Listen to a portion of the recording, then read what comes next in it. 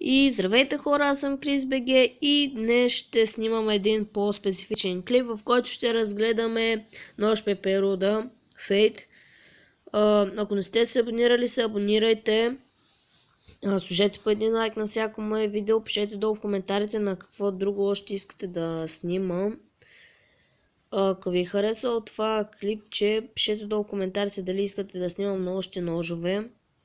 И реших да снимам такъв клип, понеже ми омръзна да снимам само на игри и реших защо пък да не пробвам да снимам на това. Повече от вас може да ме пита защо не бих избрал карамбит. Първо не мога да боравя с него. Последния път се порязах много лошо. Второ имам достатъчно и не знам. Пишете долу в коментарите дали искате да направя ревю на карамбит. И ако ви е харесало това клипче, лайкнете го и нека да започваме. Така, на външен вид е доста добре. Прелива в различни цветове.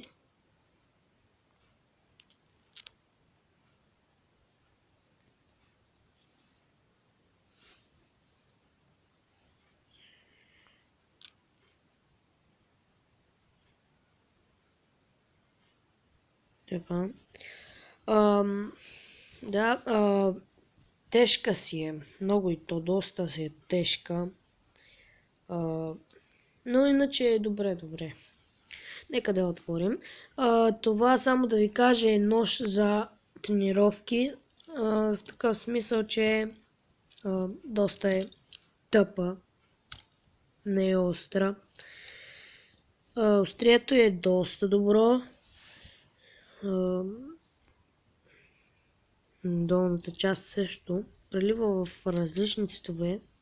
Това клипче ще стане много малко, но ми писна само на игри да снимам и реших защо пък да не снимам. Да. Много добре е. Обаче пак да повторя, че е много тежка за нож. Не знам много трикчета, знам само един. Не мисля да ви го показвам, но така. Добре е. Имам само една забележка.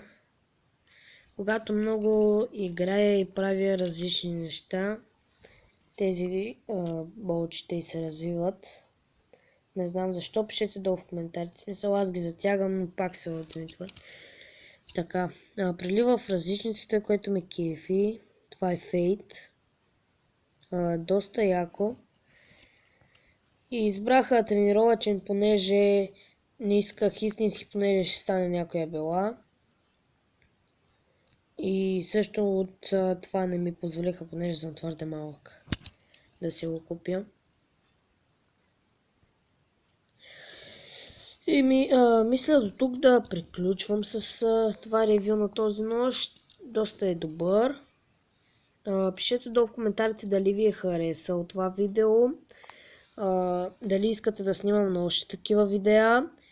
Пишете долу в коментарите на коя друга игра искате да снимам.